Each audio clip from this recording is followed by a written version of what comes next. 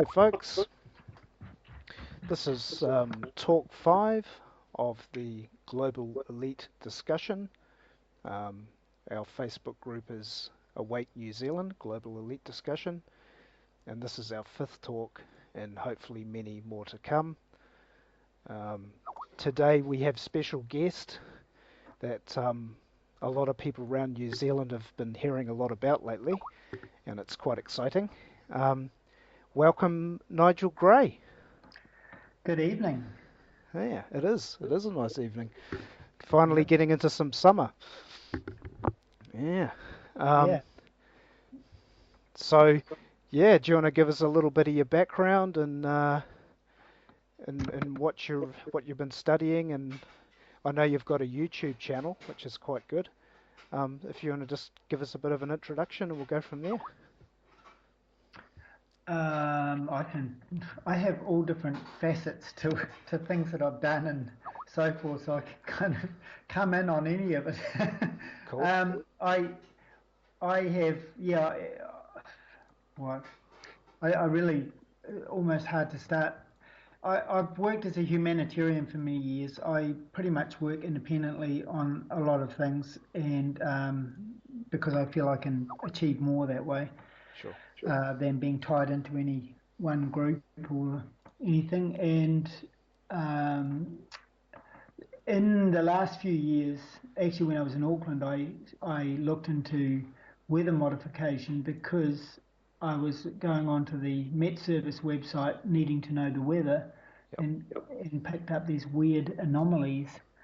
And when I questioned the Met Service staff on Facebook, they laughed at me and or rubbished what I was saying, Yep. and and that kind of made me just curious, and it didn't really bother me, It just was more a reflection of the childish nature that they had, but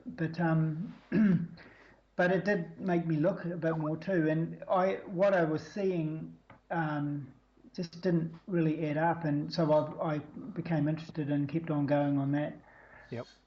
But I've always been interested in looking past the mainstream kind of views, if you like, because well, I don't even have to have a because for that, do I? Exactly. Yeah.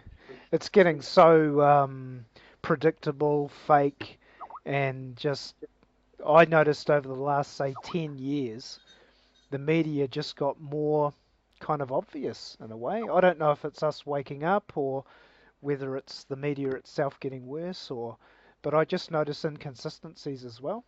Too many things that were inconsistent or hypocrisies or, like you said, people make a big deal out of something quite simple, a simple question. They make a big deal and you think, well, what's going on here? Why? Hmm. Yeah, one of the things I started this Facebook group, Weather Modification Watch New Zealand, and one of the things that I really pushed in that group is that we are all more or less equal. Nobody is better, nobody knows more, or anything like that. Yep. We treat each other as equals, and anyone coming in and thinking or acting superior and like that type of a thing doesn't last very long.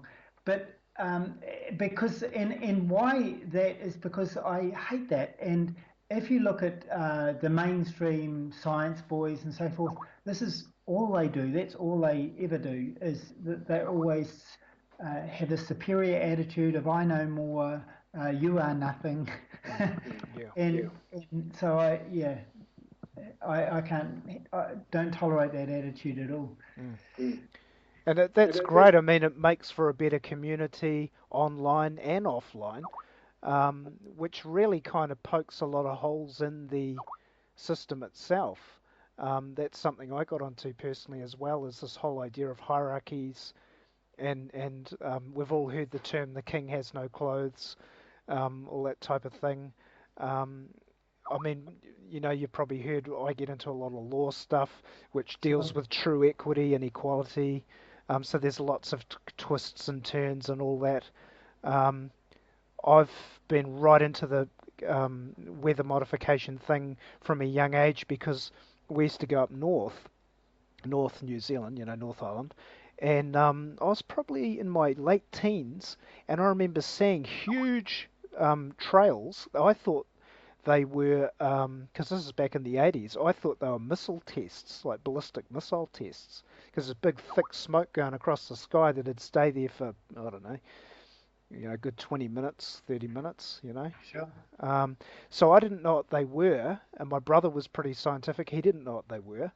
Um, and so I tended to sort of ignore it. And then later down the line, doing study on the internet, I came across this weather modification like you're talking about. And so it was easy for me to jump into and look at because I'd already seen the anomalies. Um, when did you first start to see this stuff? Well, when I was living in Auckland Yeah. before we escaped, Yeah. we escaped 5 years ago down to Hawke's Bay.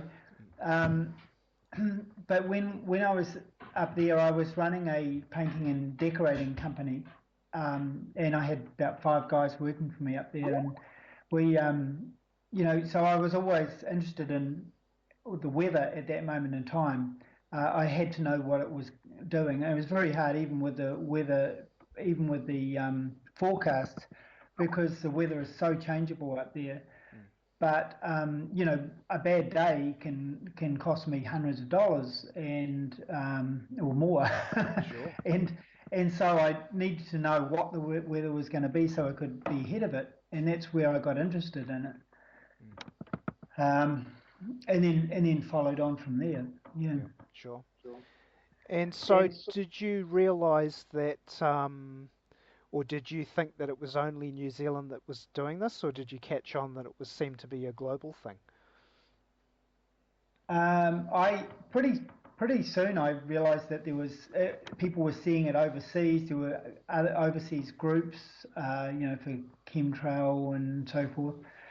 Mm. And so it was pretty clear that it was happening overseas. Mm. I think what I didn't realise at that point in time, and something that seems to have become more a certainty as I've over the years, and that is that not only was it happening overseas, but I am more of the opinion now that it's a coordinated effort Mm. between the various countries. Sure. And to back that up, there's these huge pulses that we see on the mimic radar that just go right across the planet. you, Mm. you think, what the hell's that? Mm. Yeah, I've seen those pictures of the weather radar, and Yep. I've seen you pointing out there's like these lines, and some new to this could think that maybe how we see the radar spins around, and as it spins around, it's got its field of detection, and so a lot of people that have seen the old radars on a screen, they kind of make a line. Is there something to that? Is that how is that different? Is that like a um, is how is the connection with those lines to do with the? I think we're talking about harp, aren't we? What they Yeah. call the. Well, I'm not. I don't particularly go into all the science, and I know a lot. Some people do. They spend hours and have hours to spend to Sure. be able to do that, to read entire research papers and so forth on the science of it. Um, but I haven't spent a lot of time doing that, Sure. and I don't feel I need to. For me, it's enough to know that something is happening, that I can observe that it's happening, Sure. and to know that it's causing unpleasant results, or that it's not being publicised, and yet it's being done undercover, and this, so then it's violating our right, you know, kind of imposing upon us without us having any choice in the matter, and this kind of thing. Mm. So I usually don't. Oh, the other thing about it is that when you consider that there are very likely billions of dollars being spent on this technology, and it's advancing all the time. Sure. I mean, some of the patents you see are Mm, just incredibly complex mm, and involve a lot of science, mm. and which makes it easy for them to hide that it exists because it's way over the top of most people's heads. Sure. So I'm in there, and all good for those people who do get into the science of it because it helps us. Mm, But I'm what you would call, let's say, just the layman looking in, really, sure. and just saying, okay, well, something's happening, and I don't like it, and Mm. I want them to knock it off. Sure. And it's good to come in from a fresh perspective, so as not to be too biased, because obviously with these big projects, I think most of us that have looked at, say, in the public definition of this scientific, we could call experiment or scientific protocol or charter or whatever, it's actually got a public name called geoengineering.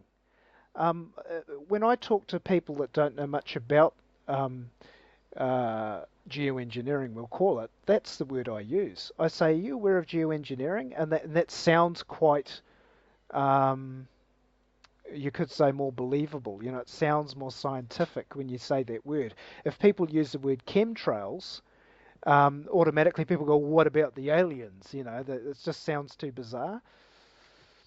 Sure.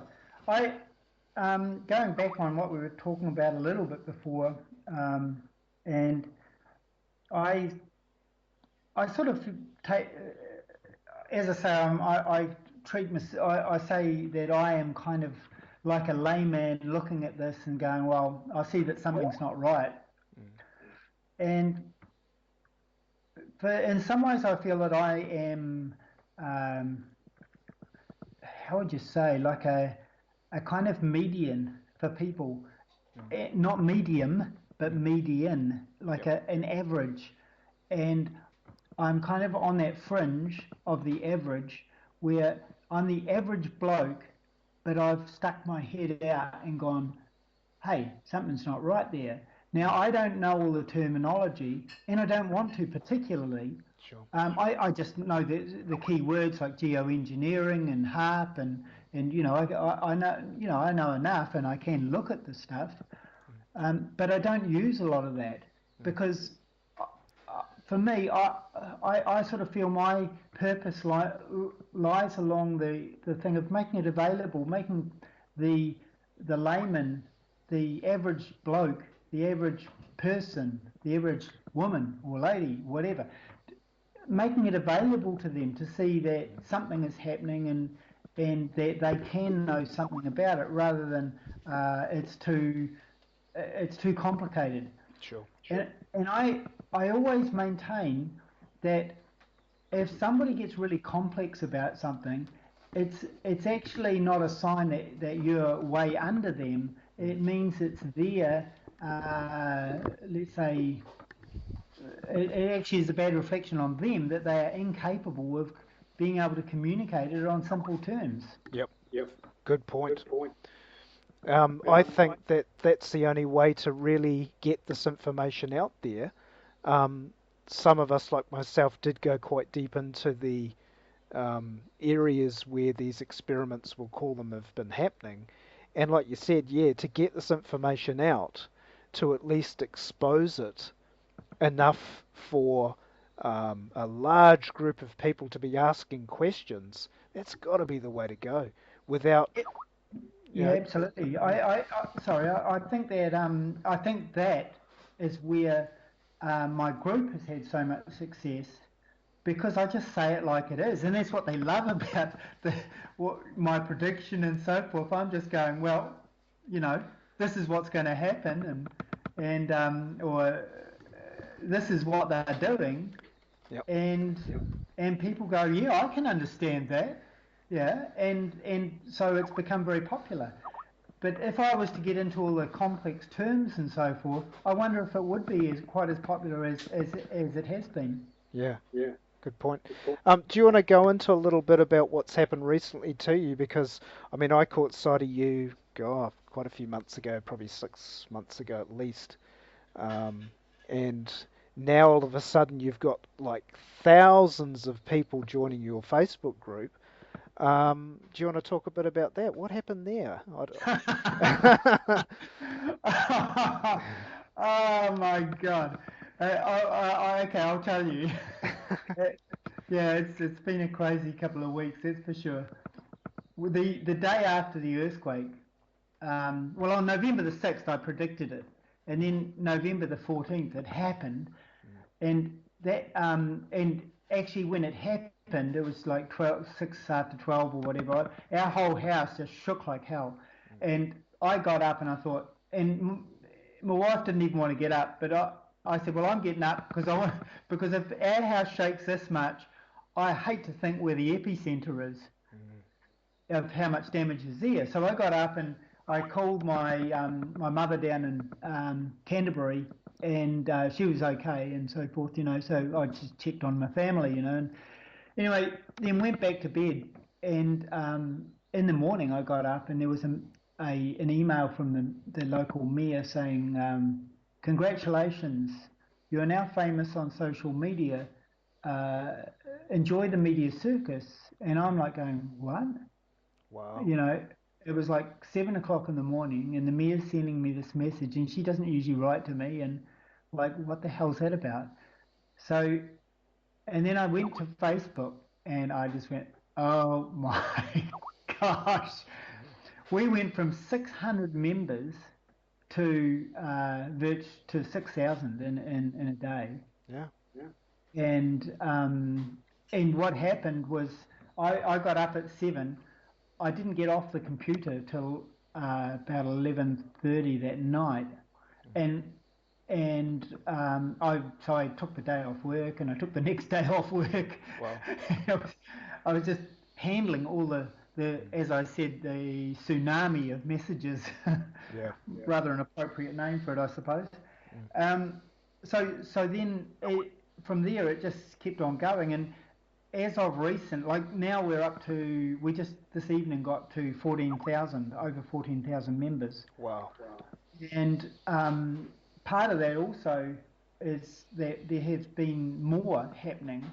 Now, last night I had one of those moments where I had a light bulb idea, and I wrote a letter using the Freedom of Information Act to the Ministry of Defence Hmm. asking if they were investigating weather warfare or geoengineering in Hmm. New Zealand. Hmm. And and then I wrote another letter to them, not using Freedom of Information Act, but just a letter to them saying that they needed to be investigating it because there was about to be another attack on the 13th, and but I'm sure that they were aware of that and so forth. I was basically just putting it up there so that they would, you know, have to react in some way. They can deny or they can, Yep. you know, whatever, you know, whatever their reaction. But it also puts it off my conscience that I haven't, you know, that Mm, I've done something about it, you know. And I think that's the thing is, you know, if you do what you feel you should do, then you're okay. If you don't do it, if you think, well, I should do this but never do it, then you know, I just don't think it. I think that um, it's it's not a good thing for mm. you, for a It's person, you know. it's almost unconscionable. I think's the term. It's unconscionable. Um, I Yeah, agree. I totally agree. And the cool thing is, I love it because I've been looking at different areas of this, um, we'll call global government. You know, a lot of people that study anything to do with this instantly find that there's a thing called global government. And so this and say 9/11, you know, this being chemtrails, geoengineering, whatever, and 9/11 have been two key areas I've been trying to expose to get leverage of people to look into things because there's a whole lot there that we don't know about. And that's why I'm just absolutely applaud what you're doing because it's it's waking people up to something they didn't know existed. It's showing them a whole area of things that link up to other things, as you probably know. Yep. Um, and I think it's wonderful. And I think the way you're presenting it's brilliant too, keeping it simple like you're doing is yeah, I totally get that. Well, Mm, yeah, well, and then on Tuesday of this week, my wife and I went up to Auckland, and I had a earthquake preparedness meeting that I held for some of my members. We had about 18 or 20 members show up, um, some with their family. yep. One lady brought her 85-year-old father Mm, and her mother, and because I, I just feel like somebody's got to do something, and I don't see the government doing anything. mm, In fact, I contacted Hawke's Bay Civil Defence, the mm, guy who's in charge for the whole of Hawke's Bay, and I asked him for a hall for a meeting here, mm, and he wouldn't give me what he wasn't interested in helping me. mm, And I said, listen, I said, if a disaster happens, you could find a hall in a minute. I mm. said, how about supplying me with one now so that people can be prepared for the disaster? Oh, well, well. Yeah, good And he one. would. So I said to him, listen, it's on your head. Mm, It's on your head. mm. And he's like, oh, well, this is going around in a circle or something like this. This is a conversation. So I put him out of his misery by hanging up. God. And so I shook him up a little bit. Mm, But I think that we as a people need to take the situation into our hands ourselves. Don't rely on the government. Just we are capable of managing our lives. mm, We don't need them to give us approval to do anything. mm.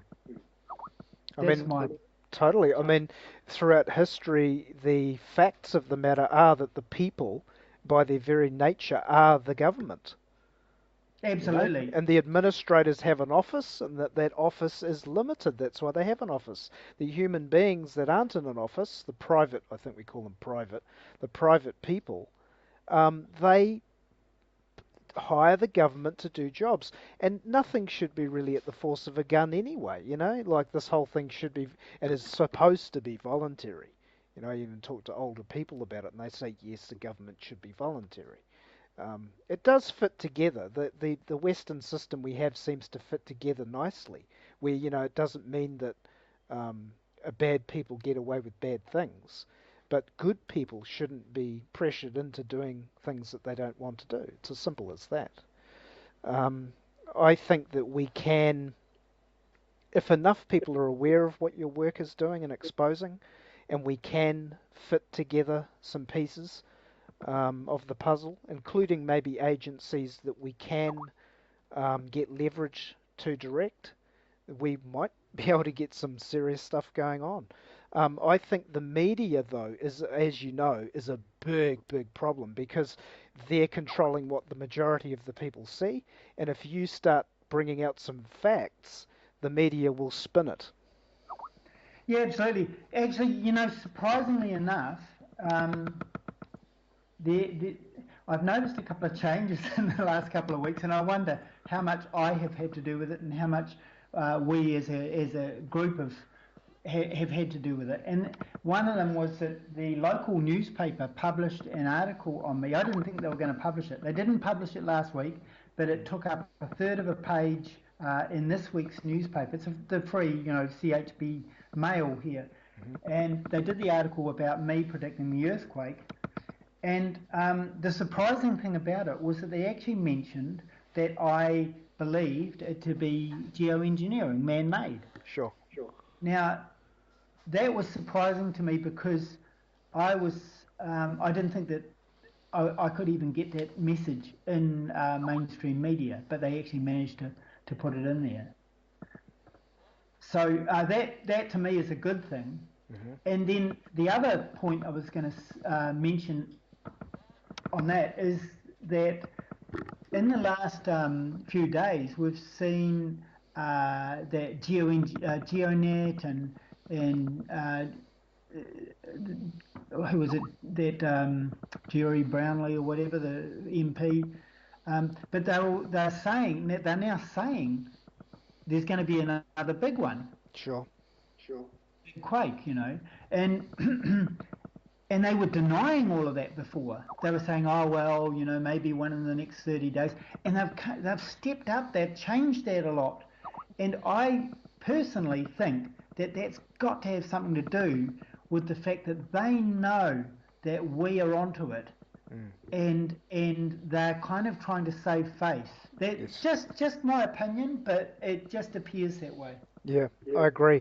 I think that they would want to make it look like they're still in control, Yeah. basically. So they're saying, oh, yeah, well, we're predicting the quake too. We've got all our scientists and experts, you know. Um, if you don't mind, do you want to go into a little bit how you did predict this quake? Because I don't think I heard anything about how you did it. Okay, I will, Mm. sure. And there's no big secret at all with it, really. I mean, um, and yeah, let me just say this. Okay, if we let me define something here, and that is present time. We all think, oh, yeah, present time, that's now, right? Hmm. But I don't think that many people understand what present time actually means. And to go further into that, uh, and as an example of that, how many times have you, or I'm saying anyone, Mm. you're sitting somewhere, but you're thinking about things that have happened in the past. Your attention's off onto maybe some bills you've got, or something you've got to do, and your attention is on various things. It's actually not focused on the environment where you are right here and now, Yep. right? So, so to that degree, you could say you're out of present time, Hmm. right? Makes sense. And yeah, and so present time is not just now, now. It's not that. There's a little bit more to it. There are dimensions to present time, let's say, Yeah. and and um and I think that well, I believe that you can sometimes when you're thinking ahead, when you're very focused on the future and so forth, you can know that something's going to happen just before it happens. And most people have done that at some stage. They think, oh, the phone, and suddenly the phone rings, Sure. and they think, oh, that'll be, some so and so, a Mm. friend, and they know who's on it. Mm. You just have this moment where you just go, oh, I know who that is, and it's not that they were going to ring or anything like that. It just seems like this amazing coincidence. So I don't think it is. I think it's just a let's say a stretch of present time. You've looked a little bit into the future. Now, when it comes to my prediction, I won't say I'm a great Nostradamus or anything like that. I just was studying all the issues, and I saw that, okay, I saw that there was a lot of electromagnetic frequency, EMF, being pulsed over the east coast of the North Island Yep. and around Cook Strait. I saw that there was a full moon coming up. Mm. Wasn't that a Um, super moon or something? yeah, There it was was quite a. supermoon. Yep, Mm. that's Mm. right. And it's going to be close, which means it was closer than it has been for, in what is it, 70 years? I don't Yeah. remember what the date was. You see, I don't really Yep. concentrate on all those details. And there are great people who very scientifically will say, yes, well, that was the 7th of December 19 or 18. Yeah, Mm. it's enough for me to know that it was the supermoon. It was closer than it has been for a long time. Sure. And so there was the geoengineering, there was the supermoon coming up, and there was also had recently been an earthquake a couple of earthquakes in Italy that devastated a couple of towns there. That's right. Then there was another earthquake, a 7.3 or something, off the coast of Japan. Hmm. And so my reasoning was that the stress then would be coming back down onto the Pacific plate. And with the geoengineering here and the full moon, um, it was a certainty, and that's so I said heads up, and I put the date and everything and so forth. Now, um, let me add that it is my opinion that when there is a supermoon, when the moon is in perigee, which means it's closer. You've got perigee, which means closer. Apogee means further away. See, I know a few technical terms. But when it's in perigee, it's closer. It creates more gravitational pull on the Earth. Now, to back up that, because scientists will deny that, but uh, the moon causes the tides, Of course. and there is a very old term which most of us will know called loony. If a Yeah. person's loony, then right. Yeah. Well, loony originated because when there is full moon in perigee like that, the at dementia wards and so forth, the people go nuts, Of course. and so there's some sort of influence that they're experiencing. Yep. Um, but electromagnetic frequency tends to work better. This is my opinion. When there is a full moon, because it's creating more gravitational pull, so the EMF is just going to put more stress in, and it's going to work. Yes. That makes sense to me. Yep. Yeah, and it seems to play out in practice because it was a full moon at that point, and that's when the earthquake happened. And as somebody pointed out to me on Tuesday night, which I hadn't really put much attention on, but it happened at what was it, 6 minutes past midnight, I think it was. Yeah. But where would the moon have been right at that point? It would have been right at the top of its, right above. Yep. Of its arc. Exactly. Mm. And so now, going on a little bit from that, it's actually quite lucky that we are having this interview now, because just a short time ago this evening, I had a random call from a guy um, who is a shortwave operator, like ham radio or Yep. whatever. Yeah. Yeah.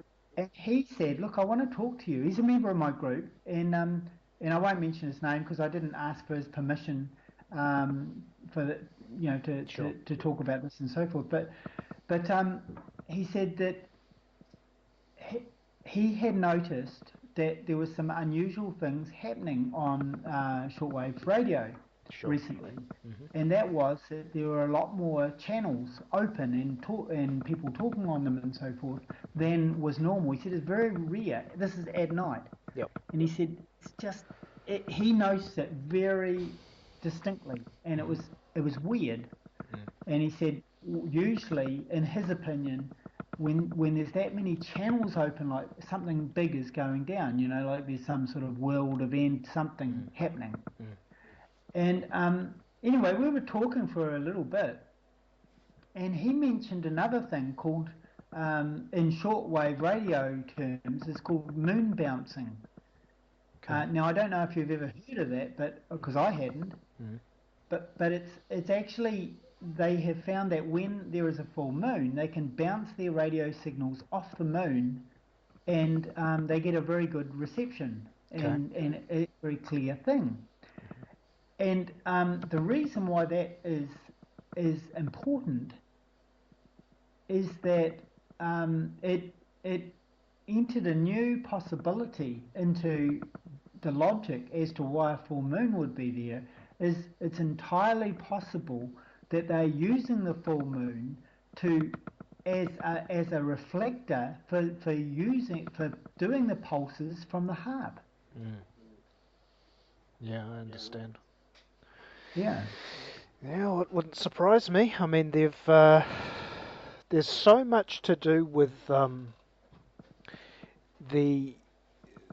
I mean, I don't know how much you've looked into the system, but there's a lot to do with the watching of planets.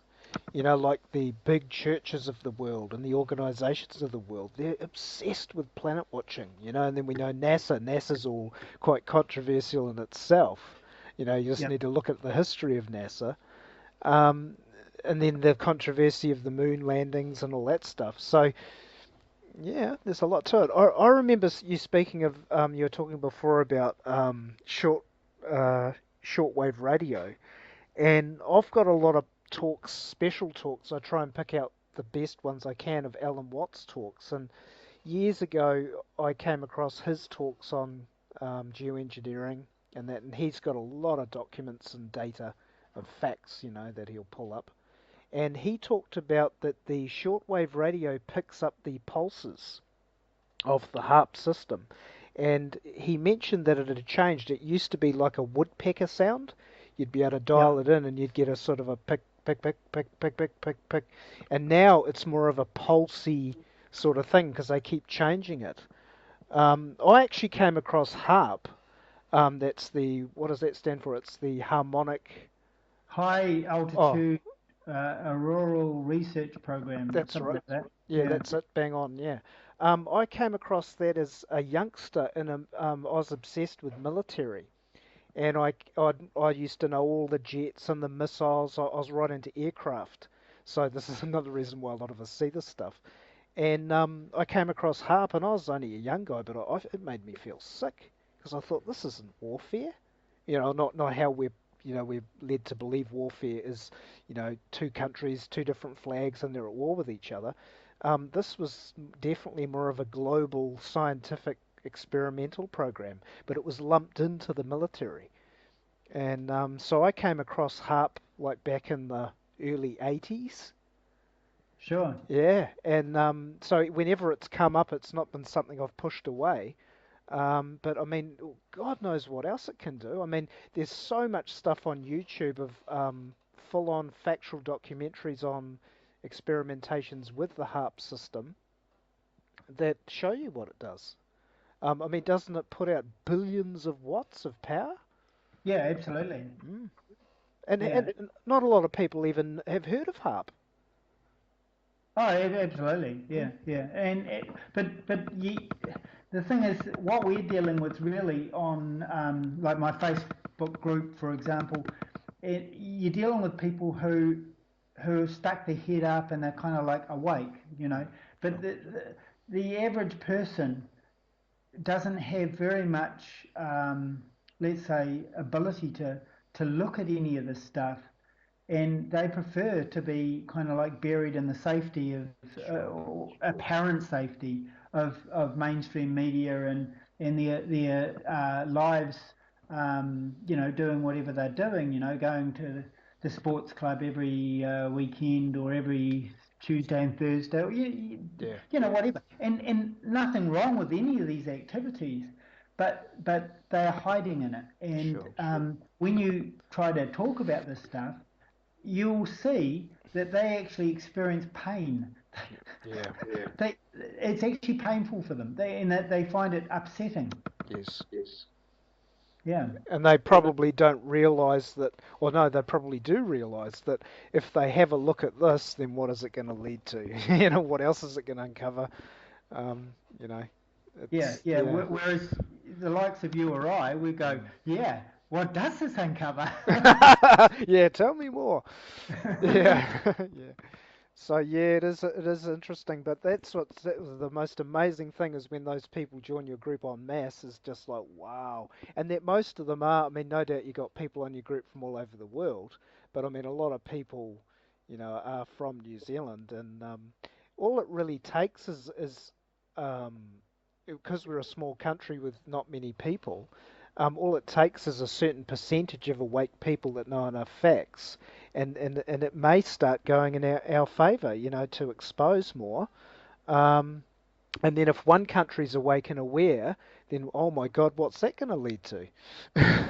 So, Yeah, the mm, when Malcolm Scott was doing, he wrote to the Ministry for the Environment, I think it was, and asking for information about chemtrails and so mm, forth. And he got sent some data, and then uh, they emailed him the next day, said, "Please delete. We sent you too much," kind of thing, and please delete that thing. Mm. that email we sent you for Freedom of Information or Official Information Act. And of course, the moment that he got that email, he quickly went back and thought, geez, what was I missing? So he went looked at what they had sent him, and there wasn't a whole lot there. But one of the things that stuck out most to him, and certainly to me as well, was that they had it said that they were aware that there were certain groups on the internet that were watching this chemtrails and so forth. And then it used the phrase, but they posed little risk. Mm. And you think, why would you say pose little risk if there was, and they're still denying that there is such a thing as Mm. chemtrails. Mm. So why would it pose, if it didn't exist, why would it pose little risk Yeah, why for us use to the be word there? risk at all? It just doesn't make sense at all. And so, Mm. it pretty much says, well, we're doing it. Yeah. Yep. Yeah, so anyway, that's So where it is today, yeah. cool. So we're coming up to an hour. It's been the time goes fast on these subjects. So what do you how do you see yourself going forward with the group, and have you discussed anything or thought about anything of what you're going to do from here? Um, I mean, I'm definitely behind you. I think it's brilliant what you're doing. What's your plan from here? Well, I'm trying to do more lectures around the country because, and people say, oh, video it, put it on live stream and all of this. Mm. And I'm reluctant to do that because I think that it's too easy. Like some, sure, some stuff you can put it. But I think that we need to meet as people, not just only be on Facebook, not just, like that. And we need to meet as people and interact with each other and keep it real, Yeah. and because I think that is going to make a difference. Yeah, totally.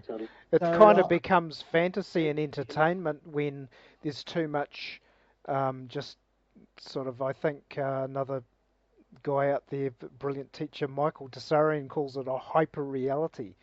And you'd say, what's a hyper reality? Well, TV's a hyper reality. Um, you know, um, these types of sort of they're kind of real worlds. You can see real like our conversation now, but it's like you're talking about time before. It's now been recorded. It's now you know what I mean. It's not real because we're not here in the present moment. We're not dealing with it as people. I think networking's great too. I think that's a key part, so we can get together. Yeah.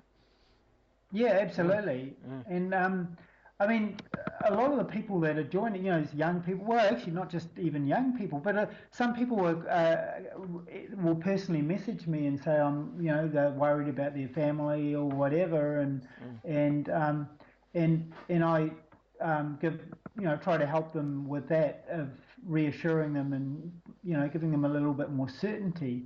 mm. And they do get certainty knowing that there's a lot of people out there with the same views. Yep. That they're not just thinking these crazy thoughts themselves. There's a lot of us with the same viewpoint, and I think that we're beginning to be a power to be reckoned with, Mm, and I want to carry on with that because I think it's a positive power. It's not a negative one at all. mm. So, do you think that the geoengineering, we'll call it, I mean, I've seen a lot of things come out that seem to be mainstream where they call it geoengineering. Have you seen much of that? I mean, it seems that it's sort of on one hand they're telling us in the mainstream media that yes, we're modifying the weather because we're trying to protect you from the ozone hole or the global warming or whatever rubbish, and then on the other hand they're kind of keeping it secretive. So it's a bit funny. What have you found with that? Pretty much as you say, it just doesn't add up. Mm, A couple of weeks ago, I saw a drone mm. fly over the sky here that was the size of a Cessna aircraft. Wow. Yeah, it was huge, Mm, and it was a drone. It was like it had these wingtips, the tips of the wings stuck up upward about, well, I would guess about 2 or 3 feet. The cabin, if you call it a cabin, at the front of it had kind of like a hammerhead appearance to it, Mm. and it just cruised right across the blue sky. It was very clear, and I was so much in shock that I forgot to take a photo of the damn Mm. thing. Sure. But I really made me wonder, and I thought, what the hell? And yet we're not told about any of this stuff Mm. and so forth. And it would be nice to. I hate people keeping things secret. Yeah. I just think, you know, why can't we just all be upfront about things and Mm. just go, like, Yeah. I and be when a little bit more accepting of like that kind of thing. Yeah, I've found through a lot of studies that, especially with the system, I mean, my forte is the system and the individual, and but I've found that the remedy to what you're saying is quite simple. Um, the public entities, the things that the private people, we'll go back to that again, the private people pay for the public entities, and those public entities should be absolutely transparent, the office holders, because they're Absolutely. our employees. But when it comes to the private individual, now we have privacy laws that protect him. Unless someone cites him, etc., through being a bad person through immoral acts, then by all means that should become public. But when it is a public entity, it should be absolutely transparent. And the trick that they have got us in, the bind they have us in, is through a thing called national security. We can't tell you because of matters of national security, i.e., military. So we're here to protect you. So therefore, we can't tell you everything. See how they've got us? So it's like, Oh, oh that's my god. actually when you look at it, Mm, really, we get accused of fear mongering, but that is actually the real fear mongering, mm, because just take for example this UFO disclosure thing, and they say, well, we couldn't possibly tell the people of the world about UFOs because they would all panic and they would all be, there would be mass riots and so forth. mm. And they use that example of where the War of the Worlds was on radio, and people went into town and tore the radio station down and so forth. I don't prescribe by that whole thing, and I think that the more people know, the better off they are. And it's the way that things are communicated that make things fearful or whatever. If it's Yes. communicated in a fearful manner, it will be, it will create fear. Mm, If it's communicated with just good sense mm, and just in an honest way, mm. then there's no need to create any fear. Yes. Mm. Well, it's certainly something we've got to try and crack. I mean, it'll be, I just see it being that there's going to be national security issues that are going to try and they're going to try and hold key issues back. I think the media is going to be spinning stuff as usual, and all we can do is get evidence like you're doing. Take photos, record, try and get documents, try and accumulate the info like you're doing.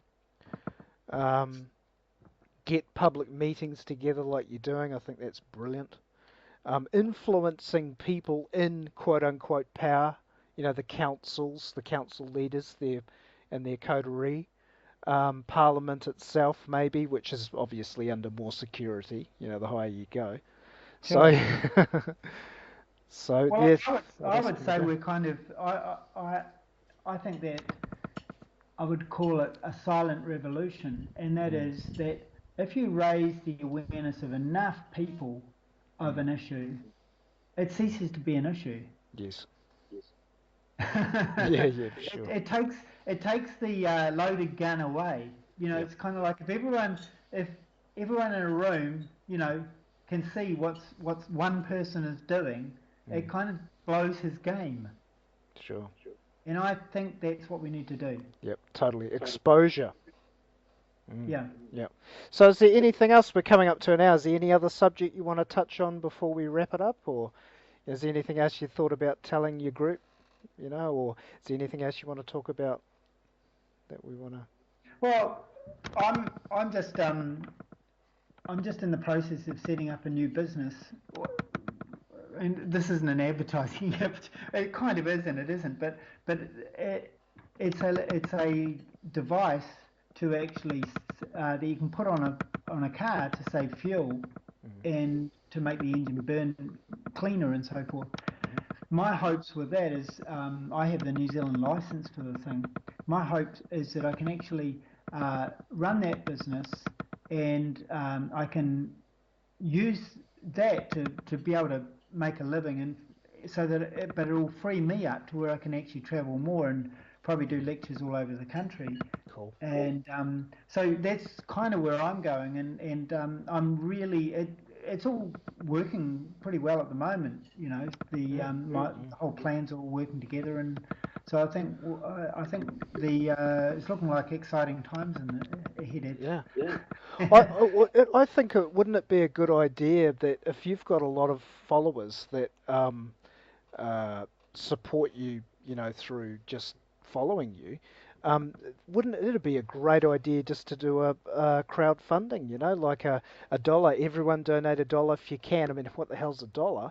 And then I if did, you've got, and then away you go. You've got some kind of thing you can, and I remember, like you've heard of Alex Jones. I remember yep. he when he got big, he started to do these crowdfund things where he'd have a goal set for the people that fund him, and he'd say all your money's going to go into this, and we're going to have another chunk go in this direction. I think that's great.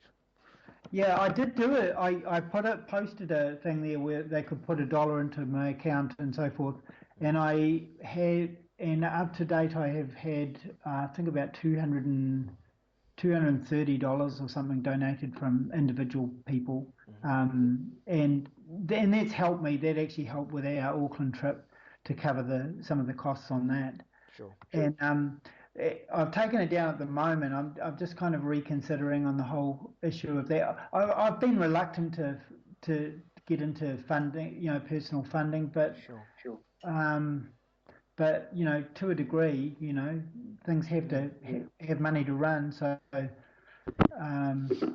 anyway, Mm. that's where it's at the moment.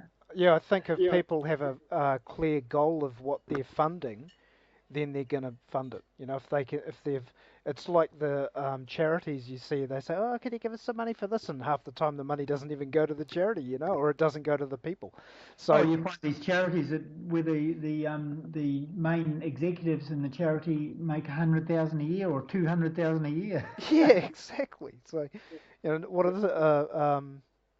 Yeah, a charitable organisation or a non-profit organisation they call it. Yeah, Oh, Auckland yeah. Savings Bank is a non-profit organisation. Mm. Uh, So it's so it sounds awesome, man. So yeah. So do you want to mention now where people can find you? I know you've got a YouTube channel. Is that got a name? Just it's Imagination, which is imagination, but it's got NZ in the middle. Imagination. hmm Okay. So people can find a lot of videos that Nigel's done. Yep. For what you've been doing this for a while, now.